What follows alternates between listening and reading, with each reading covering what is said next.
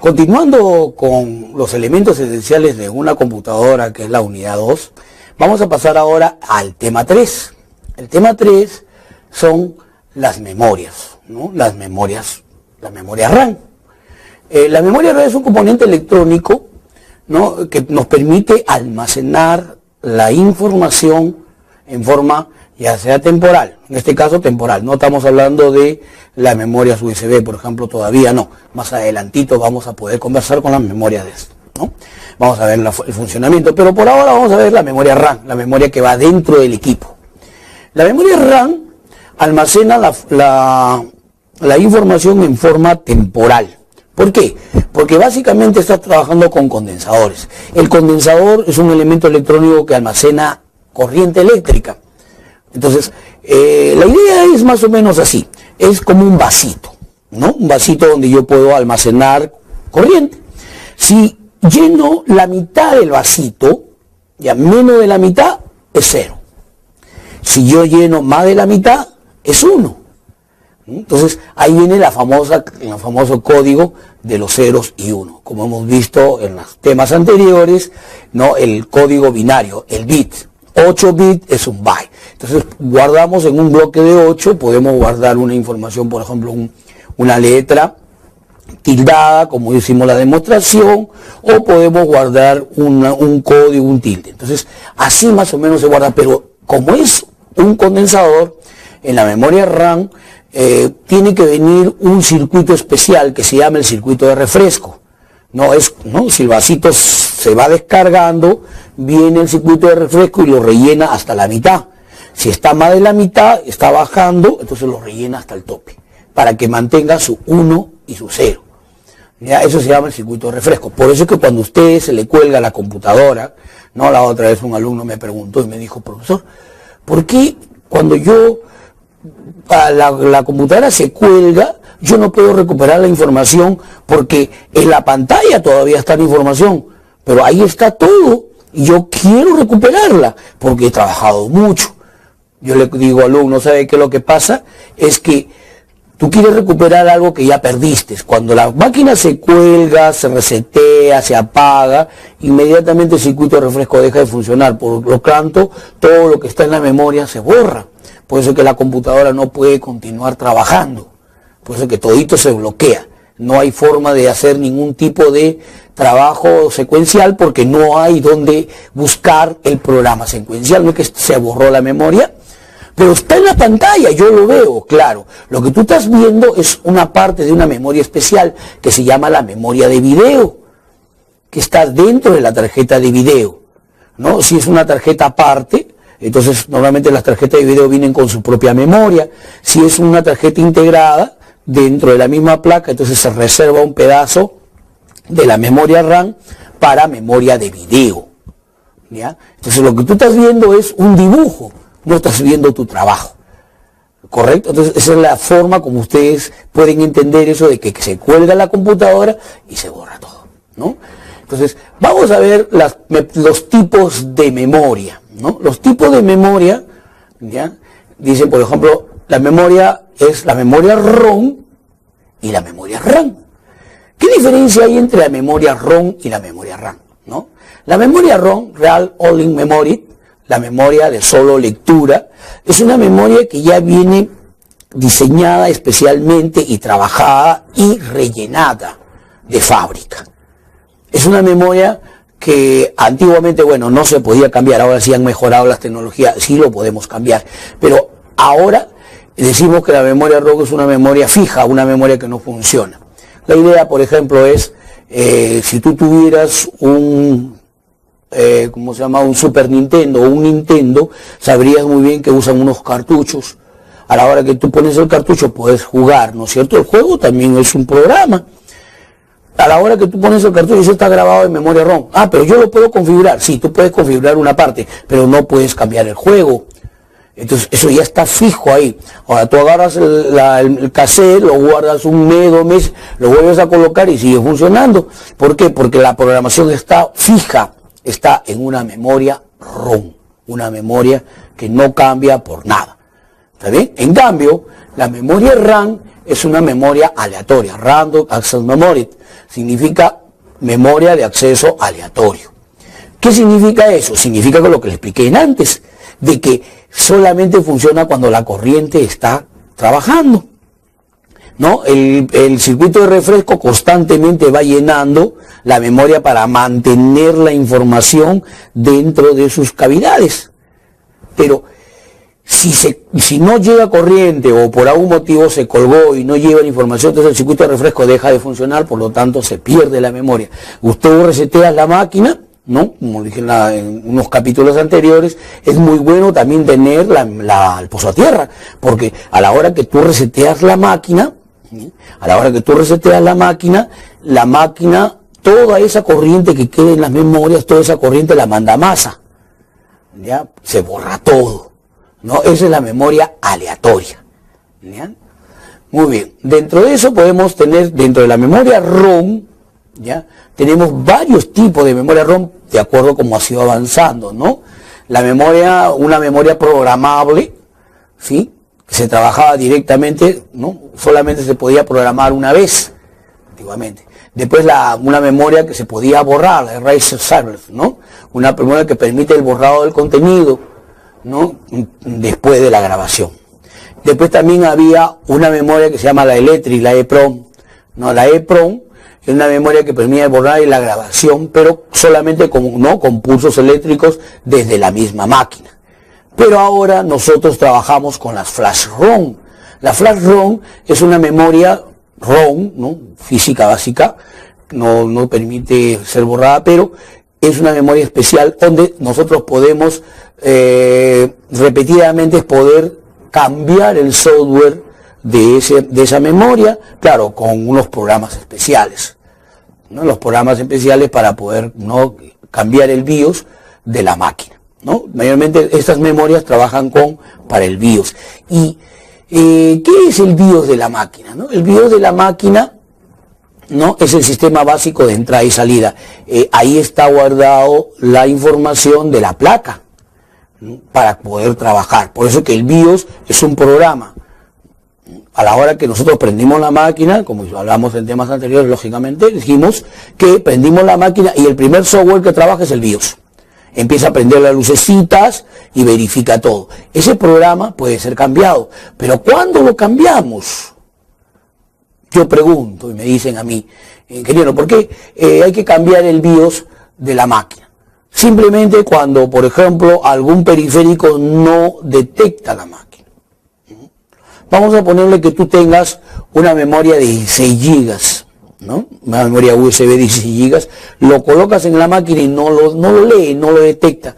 ¿Por qué? Porque el BIOS no está preparado para poder manejar ese tipo de memoria, ¿no? Entonces tú tendrías que buscar una actualización de tu BIOS para que pueda manejar ese. De otra manera, yo no recomiendo que se pueda cambiar el BIOS de la máquina, ¿ya? Muy bien.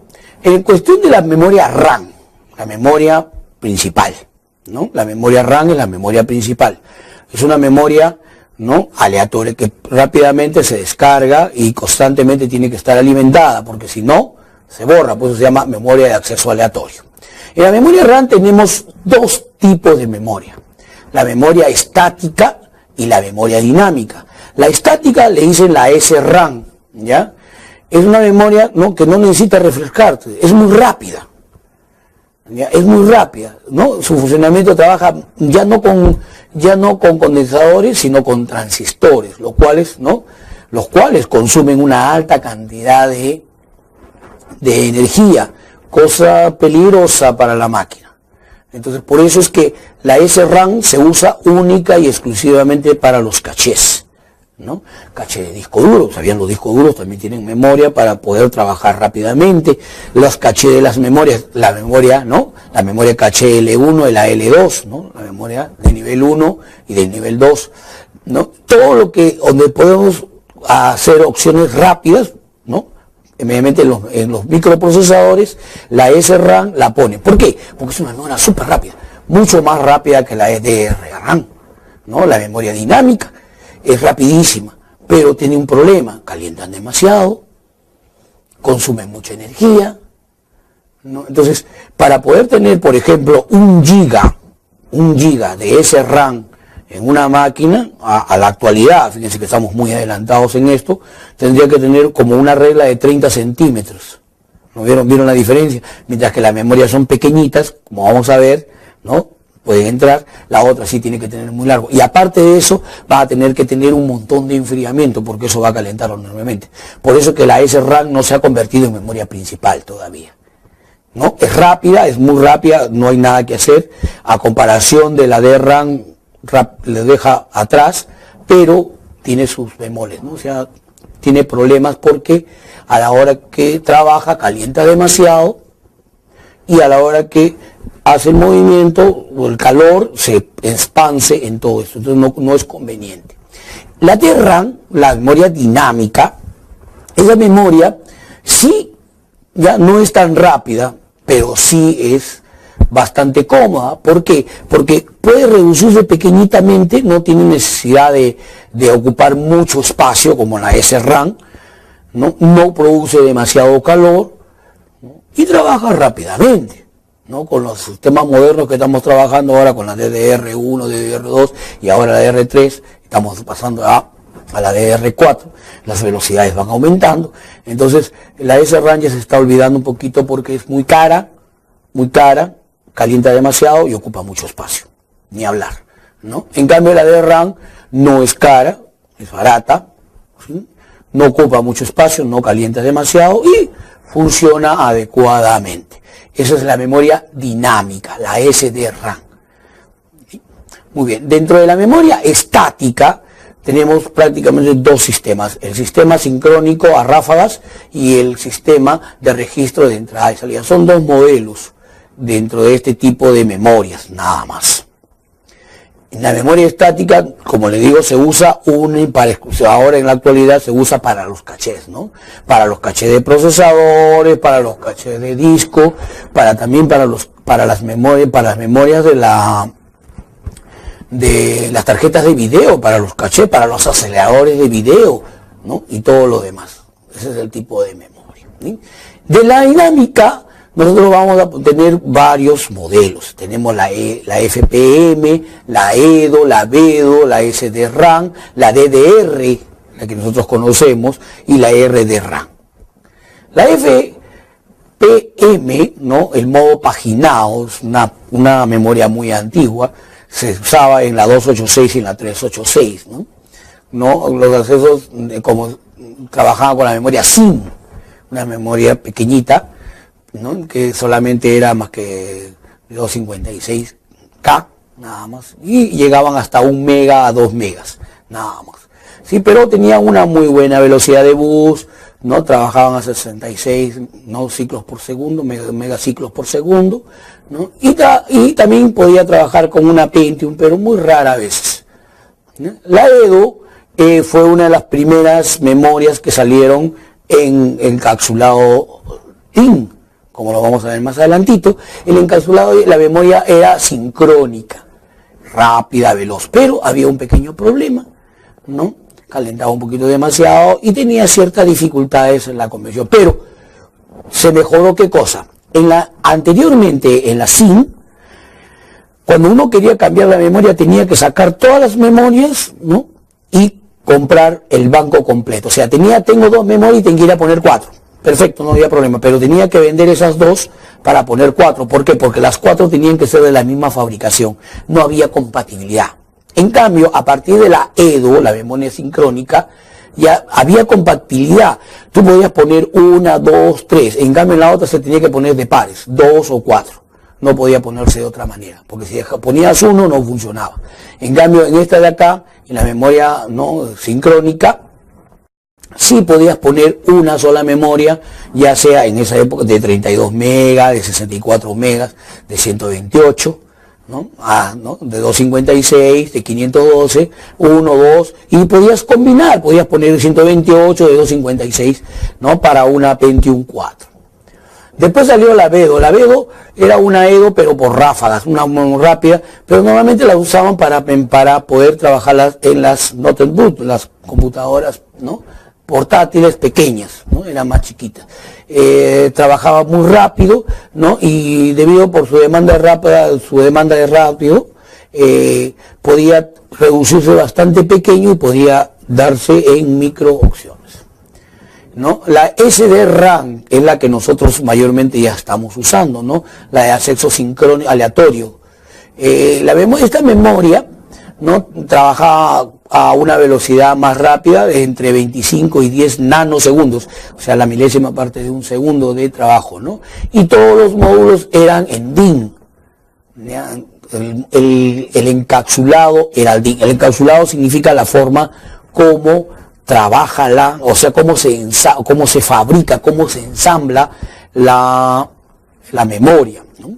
La SDR. Después vinieron y ya apareció las que más modernas, la DDR. ¿Qué diferencia hay entre la DIN y la DDR? ¿No? En realidad las dos son DIN, porque el encapsulado es el mismo, sino que técnicamente se le decía así para poderlas, ¿no?, diferenciar. Si nosotros vemos dentro de las memorias, la DIN tenía dos muescas, la DDR siempre una, pero internamente cómo funcionaba, ¿no? La memoria DDR, ¿ya?, era una memoria que agarraba y enviaba todos los datos, ¿no?, recibía todos los datos y enviaba todos los datos sin ningún problema. En cambio la DIN no, la DIN seleccionaba los datos. Por eso es que, como la otra tenía mayor capacidad y mayor velocidad, ¿no?, entonces y enviaba mayor información de datos, no importa que no les pidiera, enviaba. Entonces el microprocesador podía trabajar más libremente, ¿no? De ahí viene la famosa DDR1, después apareció la DDR2. La DDR2, a diferencia de la DDR1, es la velocidad, ¿no? Por ejemplo, en la DDR1 estamos trabajando con 258 y en la DDR3, la DDR2, con 667 MHz, ¿no? El ancho, y aumentó rápidamente el ancho por ciento. Y lógicamente ahora que estamos en la DDR3, que está trabajando con un bus de 1000, ¿no?, más rápido, ¿sí?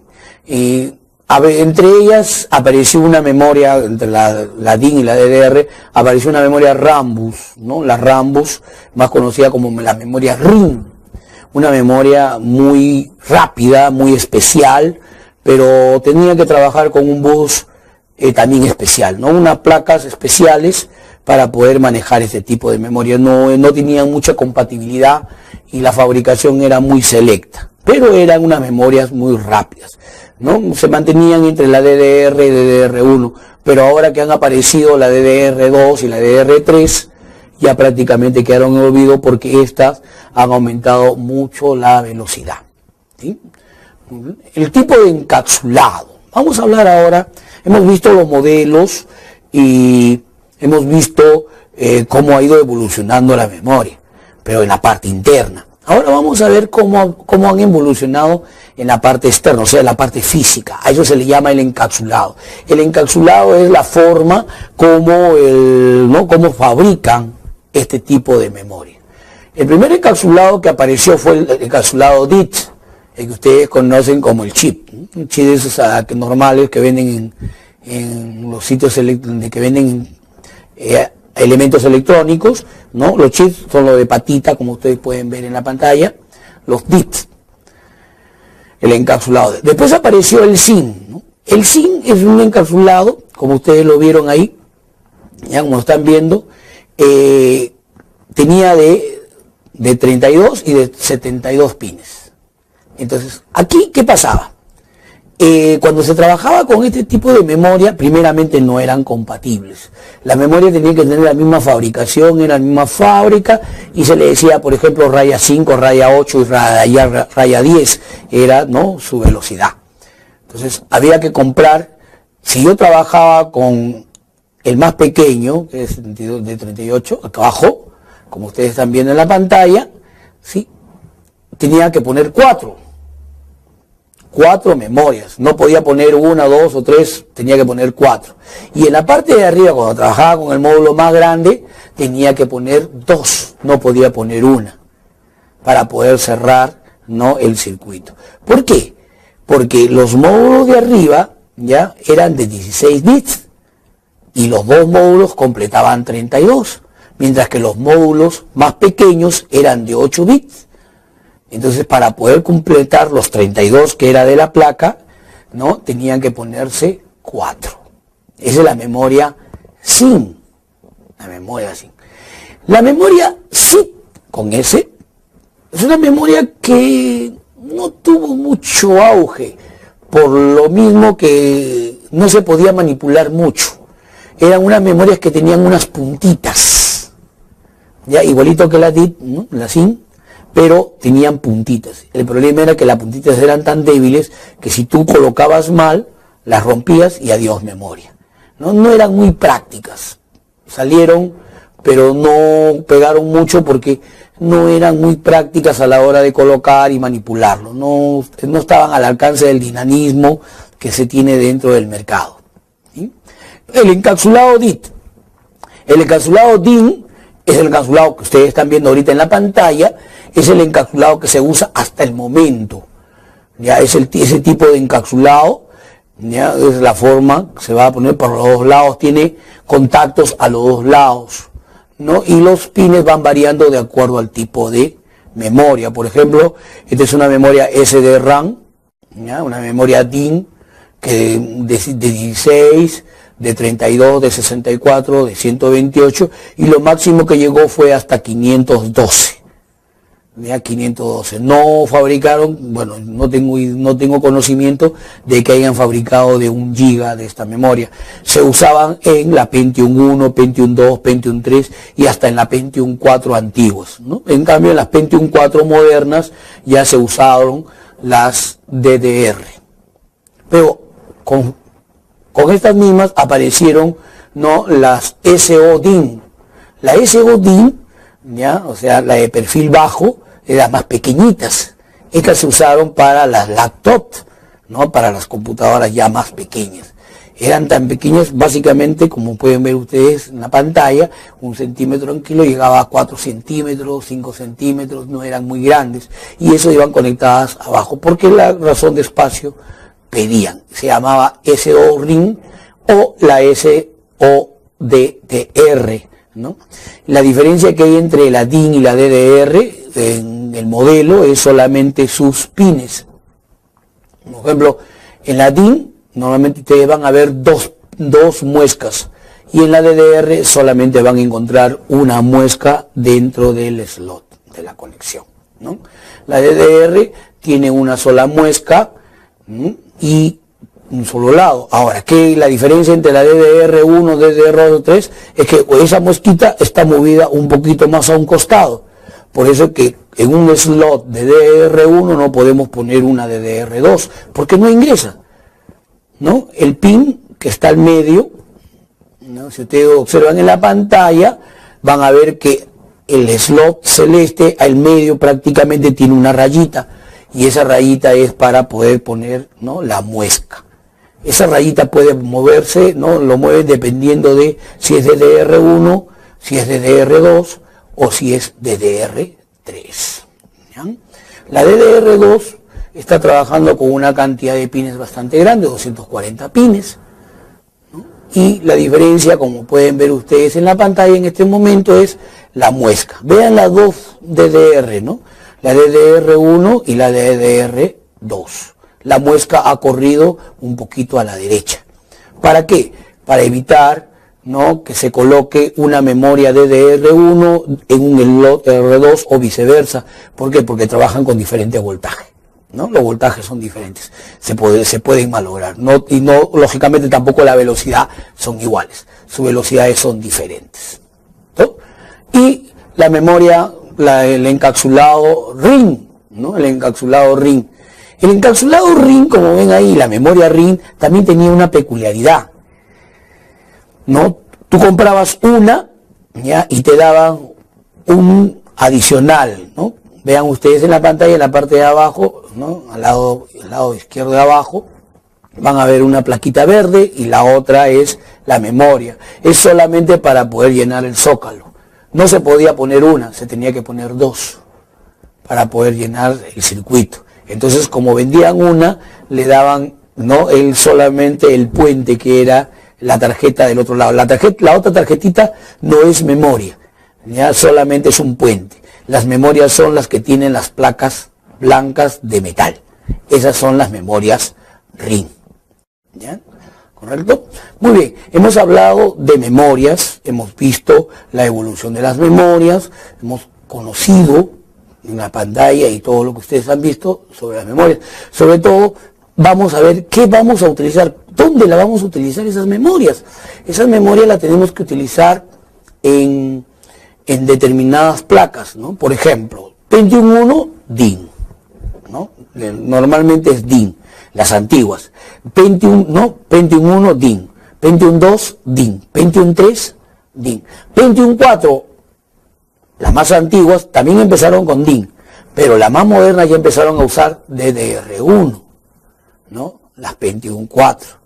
Las Core 2 Duo, ¿no? Las primeras Core 2 Duo trabajaban con DDR2. Las más modernas están trabajando con DDR3. Ahora nuestros últimos i3 y i7 están trabajando con DDR3, ¿no? Y algunas ya empezaron a trabajar con la innovación de la DDR4. Entonces, las memorias van evolucionando también de acuerdo al bus de la placa, ¿no? Porque la placa ya tiene mayor cantidad de velocidad, entonces la memoria también puede tener mayor velocidad, ¿sí? El bus de la placa y el procesador. Todo va comparado, va compasado, ¿no? Para que se pueda abrir. Bien, con eso nos quedamos en este tema, el tema 3 que es de memoria. Espero que les haya gustado y nos vemos en el siguiente tema. Muchas gracias.